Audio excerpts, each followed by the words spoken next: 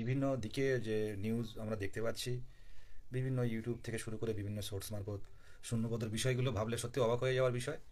তো সেই জায়গায় দাঁড়িয়ে আমাদের কি করণীয়?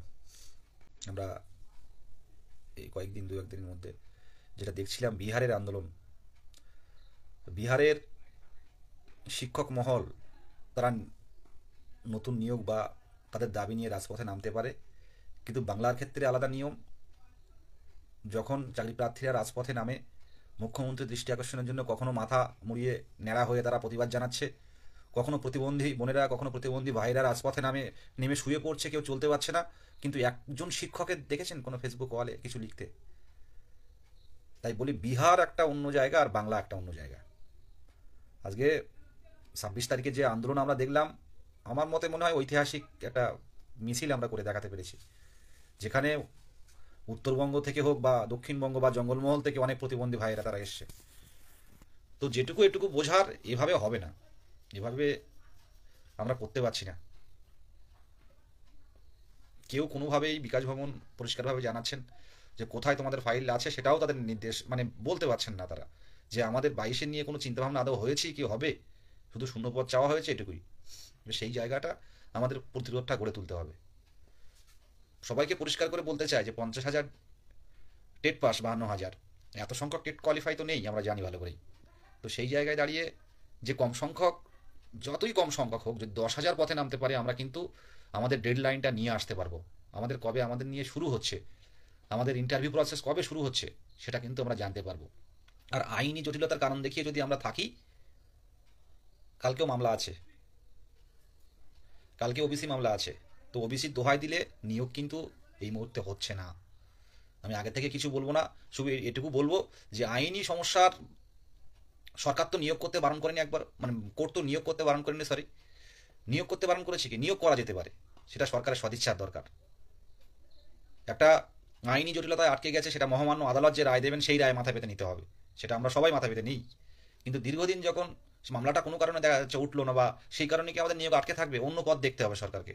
সেই জায়গায় দাঁড়িয়ে চিৎকার করে প্রত্যেকটা জায়গায় বলছি, বারবার ডেপুটেশন দিচ্ছি, মুখ্যমন্ত্রীর হাতে থেকে শুরু করে, কালীঘাট থেকে শুরু করে, বিকাশ ভবন থেকে শুরু করে, এপিসি ভবন থেকে শুরু করে, কোনো সুরাহা কিন্তু পাচ্ছি না। কিন্তু সবাই জানেন যে 22-এর বিষয়টা কিন্তু আটকে আছে। এই জায়গায় দাঁড়িয়ে আমাদের প্রতিরোধ ছাড়া কোনো পথ নেই, অবরোধ ছাড়া কোনো পথ নেই। পর্ষদ হোক আর বিকাশ ভবন হোক, আমাদের সাথে কথা বলা হোক, কবে নির্দেশিকা দেওয়া হোক, কবে শুরু হবে, ফিক্সড একটা ডেট কিন্তু আমরা আশা করছি।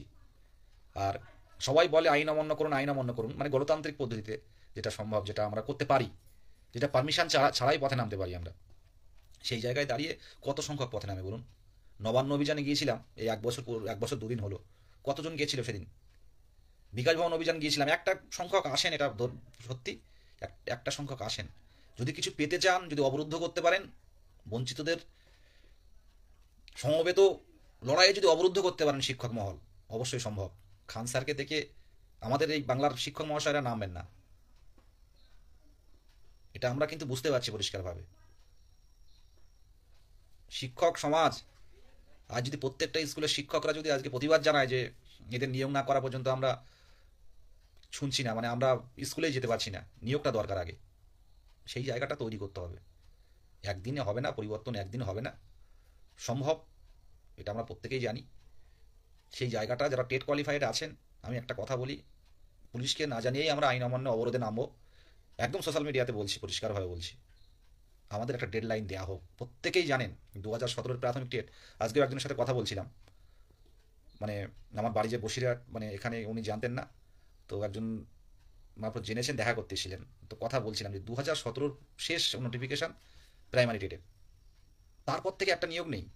এটা বঞ্চনার শিকার নয়? তারপরও বাড়িতে বসে থাকবেন? মিছিল নয়, যদি পারেন আসতে হবে, 10,000 পথে নামুন, চাকরিটা তো দরকার। এখানে যদি 12,000, 14,000, 16,000 ভ্যাকান্সি দিয়ে দেয়, তখন কী হবে ভাবতে পারবেন, তখন বুঝতে পারবেন ব্যাপারটা কি। আমরা প্রত্যেকেই মানসিকভাবে প্রস্তুতি নিন। আর যারা ফেসবুকে, হোয়াটসঅ্যাপে বিভিন্ন জায়গায় বলছে দাদা আইন অমান্য অবরুদ্ধ করতে চাই, সবাই আসতে পারবেন তো? এই কারণের জন্য কিন্তু লাইভ, এই কারণের জন্য নিয়োগটা দরকার আমাদের। আর এইভাবে চলা সম্ভব হচ্ছে না, দীর্ঘদিনের বঞ্চনার, আর দিন দিন একবার মানসিক কষ্টে কিন্তু আমরা ভেঙে পড়ছি প্রত্যেকেই। আমাকে তো অনেকেই টেক্সট করে, মানে আমি ফোন এখন রিসিভটা একটু কম করি। তো কিছু করার নেই দাদা, কবে হবে আমি পাচ্ছি না, টেনশন নিতে পারছি না কবে হবে নিয়োগটা, আর কতদিন। এই প্রশ্নের জবাব আমার কাছেও নেই, পরিষ্কারভাবে আমি আগের দিন পোস্ট করলাম, আমার কাছেও নেই। বিকাশ ভবনে শেষ গেছিলাম, শুধু এটুকু বললেন ওবিসি মামলার ব্যাপারটা হালকাভাবে বললেন যে আজকে যদি স্টে পড়ে যায় আমরা কাল থেকে নিয়োগের বিষয়টা তুলে ধরবো, করার চেষ্টা করব, এটা বললেন। পর্ষদ সভাপতি মহাশয়ের কাছে গেছিলাম, লাস্ট সেদিন গেছিলাম, উনি পরিষ্কারভাবে বললেন শূন্য পদ দিলে 3 মাসের মধ্যে কমপ্লিট করে দেবো। তো কে দেবে, কে শুরু করবে, এই জায়গাটা তো একটা মামলাকে সামনে রেখে যদি ফেলে রাখা হয় তা দীর্ঘদিন ধরে এভাবে চলতে পারে না। এর প্রসেস অন্যভাবেও করা যায়। নিয়োগ কোথাও কিন্তু হাইকোর্ট বলেনি যে নিয়োগ করা যাবে না। নিয়োগ কিন্তু সরকার ইচ্ছে করলে পারবে, সরকার ইচ্ছে করলে পারবে। সেই জায়গায় দাঁড়িয়ে একটা বড় প্রতিরোধ আন্দোলন গড়ে তুলতে হবে। হোক না, পুলিশ অ্যারেস্ট করবে, করুক না।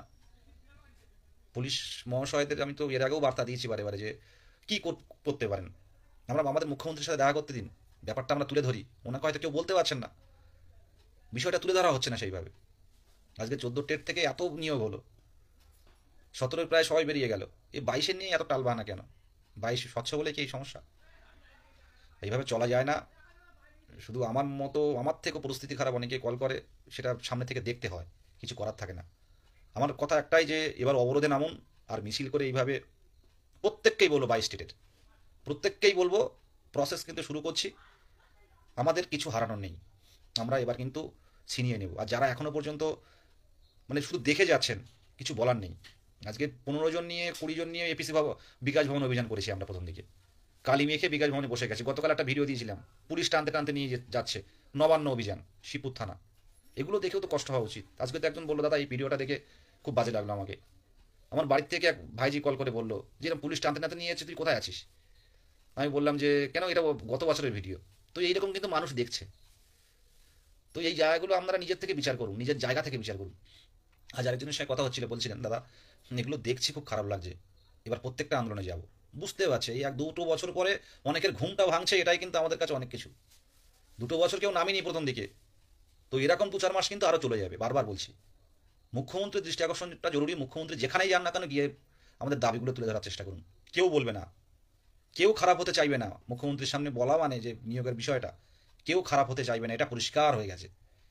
আজকে 2 বছর যেভাবে কম মন্ত্রীদের সাথে বা এমএলএ বা এমপি বলুন বা মুখপাত্র বলুন, কম জনের সাথে দেখা হয়নি।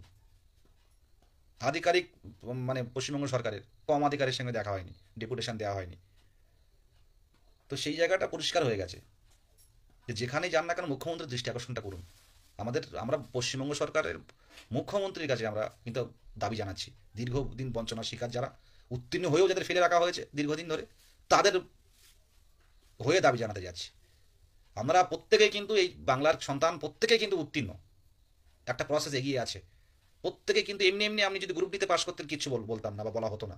আপনি কিন্তু সরকার স্বীকৃত কলেজ থেকে বা সরকারি কলেজ থেকে কিন্তু ডিএলএড কোয়ালিফাই করেছেন, ডিএলএড পূর্ণ প্রশিক্ষিত হয়েছেন, প্রশিক্ষণ নিয়েছেন, বাড়িতে বসে থাকার জন্য নয়। এই জায়গায় দাঁড়িয়ে বলবো আমরা কিন্তু যাচ্ছি, এবং কবে যাচ্ছি সেটা জানিয়ে দেবো, জানিয়েই যাব আমরা। এবং সেটা কিন্তু আমি চাই প্রত্যেকটা 23 জেলা প্রত্যেকে আসুন, প্রত্যেকে আসুন। আজকে 8 বছর পর আপার প্রাইমারি নিয়োগপত্রগুলো যখন পাচ্ছে দিদিরা বা দাদারা, দেখে সত্যি শান্তি লাগছে এবং কষ্টও লাগছে। 8টা বছর তাদের জীবন থেকে বেরিয়ে গেছে, তারা এখন 8 বছর পরে এসে এখন নিয়োগপত্র হাতে পাচ্ছেন, স্কুলে জয়েন করছেন। আর কতদিন এভাবে চলতে চলতে পারে? আমরা বারবারই বলছি সরকারের বিরুদ্ধে নয়, কিন্তু সরকার যে আমাদের বঞ্চনাটা দীর্ঘদিন ধরে করছে, এটা কিন্তু অমানবিক। এটা অমানবিক। যারা 18 কোটির ব্যাচ, তারা 18 সাল থেকে তারা একবারও সুযোগ পায়নি টেট দেওয়ার। 22শে ডিসেম্বর মাস মানে 23 সালের কাছাকাছি যে টেট দিলেন, আজকে 2 বছর হয়ে গেল, 25 সাল আসতে চললো, এখন কোনো তাদের নিয়ে কোথাও একটা নোটিফিকেশন পর্যন্ত দেওয়া হলো না। এটা বড় বঞ্চনা। প্রত্যেককেই বলবো আইন অমান্য মানে এই নয় যে আমরা বড় কিছু অমান্য করে ফেলছি। আমরা প্রতিরোধে নামবো, কি এপিসি ভবন হোক বা বিকাশ ভবন হোক, যেখানে হোক না কেন।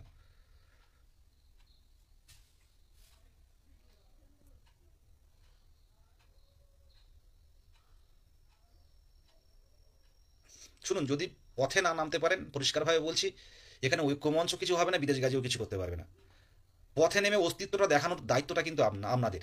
আজকে আমি এই 142-43 জন লাইভ, বড় জোর 20,000 লাইভটা দেখবেন। তো 20,000 বাদ দিন, 20,000 বা 16,000 17,000 লাইভটা দেখলো, 10,000 যদি কেউ পথে নামতো, 10,000 5,000ও যদি পথে নামতো, আমরা কিছু দাবি জানাতে পারতাম। অন্যের আন্দোলন দেখে, বিহারের আন্দোলন দেখে, বিহারের মতো আন্দোলনের লোকসংখ্যা কিন্তু আমাদেরও থাকে, কিন্তু সেই গতিটা নেই কিন্তু। বাড়ি ফেরার একটা ভয় কিন্তু আমাদের মধ্যে আছে। আর কোনো কিছু ভালো কিছু পেতে গেলে কিন্তু কিছু সবভাবে হবে না, মানে ভালো কিছু পেতে হলে আপনার মানে একটু সামনে যেতে হবে, লড়াইটা করতে হবে, যে আমরা না হলে যাচ্ছি না এখান থেকে, এই বসে পড়ছি। মানববন্ধনটা করুন এপিসি ভবনের সামনে, আমরা যাচ্ছি না এখান থেকে, আমাদের বিষয়টা আগে বলুন, তাই যাব। যে যার মতো তো এইভাবে চলতে পারে না, যে যার মতো চলছে, নিয়োগ নিয়ে কোনো চিন্তা নেই। আমরা দুটো সরকার বিরুদ্ধে নাই, তবু বলছি কি সেন্ট্রাল গভর্নমেন্ট কি স্টেট গভর্নমেন্ট, একে অপরের বিরুদ্ধেই শুধু চলছে। কিন্তু মাঝখানে থেকে যে একটা নিয়োগের বিষয়গুলো রয়েছে, এই বিষয়গুলো কিন্তু ভাবা হচ্ছে না। আজকে একটা ভালো ভাষায় যদি বলা হয়, ভালোভাবে যদি একটা বলা হয়, 2017 টেট উত্তীর্ণদের নিয়ে শেষ নিয়োগ হয়েছিল, তারপর এত বছর টেট হয়নি, টেট হলেও যারা উত্তীর্ণ বসে রয়েছে তারা এখানে এ দুয়ারে সে দুয়ারে ঘুরে বেড়াচ্ছে এই নিয়োগের জন্য। এখন যদি 15,000 14,000 ভ্যাকান্সি আসে, কারা চাকরি পাবে বলুন তো? আমরা ফেসবুক ভক্ত বা ফেসবুক রিলেটেড বা ফেসবুকে সব কিছু ঠিক টাইমে দিচ্ছি, আসতে হবে কিন্তু আপনাদের। শুধু সোশ্যাল মিডিয়াতে কমেন্ট করলাম, হোয়াটসঅ্যাপে মেসেজ করলাম, দাদা আইন অমান্য করে করতে হবে, আমাদের বঞ্চনার শিকার করছে, প্রত্যেককেই বলবো ডেট জানিয়ে দেবো খুব দ্রুত, খুব দ্রুত ডেট জানিয়ে দেবো, প্রত্যেককেই বলো। পারমিশন নিয়ে আন্দোলন হয় না, অনেক হয়েছে, 2 বছর তো অপেক্ষা করেছি বলুন, পুলিশ প্রশাসনকে পেরেছেন? আমরা তো মুখ্য সচিবের সাথে দেখা করতে চেয়েছি, মুখ্য সচিবের সাথে দেখা করতে চেয়েছি, সেই প্রসেসটাও করেছে। আমরা বিধানসভা যাওয়ার চেষ্টা করলাম, 11 তারিখ পর্যন্ত অধিবেশন রয়েছে বিধানসভায়, সেখানেও কি রেসপন্স করা হয়েছে? সবাই সামনাসামনি বলেন যে আপনারা একটা প্রসেসে আসুন, অবশ্যই দেখা করাবো, আপনারা একটা প্রসেসে আসুন, এটা আন্দোলন করে হয় না। আমরা আইন অমান্য করতে গেলে পুলিশ বলে প্রসেসে আসুন, এভাবে আইন অমান্য করে জায়গায় যাওয়া যায় না, মুখ্যমন্ত্রীর কাছে যাওয়া যায় না, বিকাশ এপিসি ভবনে যাওয়া যায় না, বিকাশ ভবনের আধিকারিকের সাথে কথা বলা যায় না। তো সেই প্রসেস তো বিভিন্ন জায়গায় করে দেখলাম। আজকে মুখ্য সচিব কাদের জন্য বলুন তো? সিস্টেমে আসুন, রাষ্ট্রবিজ্ঞানে আসুন, মুখ্য সচিব কাদের জন্য? মুখ্য সচিব কাদের জন্য বলুন? আজকে আমরা লাস্ট বৃষ্টি ভেজা মিছিল করেছি প্রায় 1.5 মাস থেকে 2 মাস হতে গেল, মুখ্য সচিবকে মেল করেছি দেখা করার, এবং প্রত্যেকের সিগনেচার নিয়ে পাঠিয়েছি মুখ্য সচিবের কাছে নবান্নে, আমাদের সাথে কিন্তু দেখা করলেন না। কিন্তু কাদের জন্য মুখ্য সচিব কাদের জন্য বলুন? মুখ্যমন্ত্রী ব্যস্ত থাকতে পারেন, মুখ্য সচিব তো 10 মিনিটের জন্য আমাদের সাথে কথা বলতে পারেন। সেই জায়গাটা তৈরি করা প্রয়োজন, সেই জায়গাটা তৈরি করা প্রয়োজন। আর প্রত্যেক আমাদের লাইভ অনেকেই দেখেন, শুধু চাকরি প্রার্থী বা উত্তীর্ণরা নয়, আমি শিক্ষক মহলকে বলবো যে এই বঞ্চনার বিরুদ্ধে আপনারাও লিখুন, দাঁড়ান, একটুতে একটুতে বিন্দুতে বিন্দুতে সিন্ধু তৈরি হবে। ছাত্র আন্দোলন কিন্তু আমরা দেখেছি, এবং সামনের দিনে যেভাবে বঞ্চনার শিকার করা মানে বঞ্চনার করা হচ্ছে, এই আন্দোলন কিন্তু আবারও বাংলা দেখবে, পরিষ্কারভাবে পরিষ্কারভাবে এটা জানাচ্ছি। সবাই দেখছেন কিন্তু সাইলেন্ট, কি কারণে? ভোট হলেই একটা নিয়োগ হবে, ভোটের সাথে নিয়োগের কোনো সম্পর্ক নেই।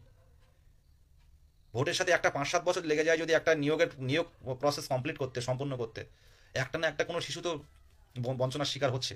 আর গার্জেনরা তো দেখছে যে প্রাথমিক শিক্ষকরা আন্দোলন করছে, প্রাথমিক হবু শিক্ষকরা তাদের নিয়োগের দাবিতে। স্কুল ছুট এমনি হচ্ছে না, বা সরকারি স্কুলে এমনি এমনি বাচ্চা কমে যাচ্ছে না, এর একটা ভালো কারণ আছে। এগুলো তো মানুষ দেখছে সবাই, এভাবে চলতে পারে না। প্রত্যেককে বলছি সরকারের বিরুদ্ধে নয়, বঞ্চনার বিরুদ্ধে প্রতিরোধটা গড়ে তুলুন, এবং ডেট আমরা খুব শীঘ্রই জানিয়ে দেবো, প্রত্যেকে আসুন। আর তারপর কিন্তু আর আজ আমরা যদি না আসেন, আইন আমান্য প্রসেসে কিন্তু আর যাবো না, পরিষ্কারভাবে বলছি, এইসব আর আন্দোলন হবে না। প্রত্যেকে মানসিকভাবে প্রস্তুতি নিন। এই তো করতে হচ্ছে বাধ্য হয়ে, পরিবারের দিকে তাকিয়ে। আর সত্যি কথা বলতে একটা বড় মানে টেট উত্তীর্ণরা যেটা আমাদের দিকে তাকিয়ে আছেন, এরা দায়িত্ববোধ বেড়ে যায়। কিন্তু দেখুন, এতবার চিৎকার করে করে বলছি, এতভাবে বোঝানোর চেষ্টা করছি, কোনোভাবে পাচ্ছি না। তো জায়গাটা খোলা আছে আমাদের। এই যে মিছিলটা 26 তারিখে হলো, একদিন বাদে 28 তারিখে গিয়ে আবার বসলাম, প্রত্যেকটা সংবাদপত্র, বাংলার প্রথম শ্রেণীর প্রত্যেকটা সংবাদপত্র, এমনকি যারা টিভি প্যানেলে বসেন, বা আমাদের থেকে অনেকেই যান, আমিও যাই টিভির যেসব প্যানেলে, কিন্তু আমরা আমাদের কথাগুলো তুলে ধরছি। নবান্ন অভিযান হলো, এপিসি ভবন অভিযান হলো, বারে বারে বিকাশ ভবন অভিযান হলো, কিন্তু আমি চাইছি এবার অভিযানগুলো বাড়ি ফেরার অভিযান যেন না হয়, অভিযানটা বসে থাকার অভিযান হোক। পরিষ্কারভাবে জানাচ্ছি,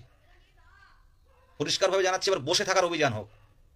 এই শীতের রাতে এপিসি ভবনের সামনে হোক, নবান্নের সামনে হোক, বা নবান্নের সামনে ভুল বললাম, বা বিকাশ ভবনের সামনে হোক, সেটা বসে থাকার অভিযান হোক শান্তিপূর্ণভাবে।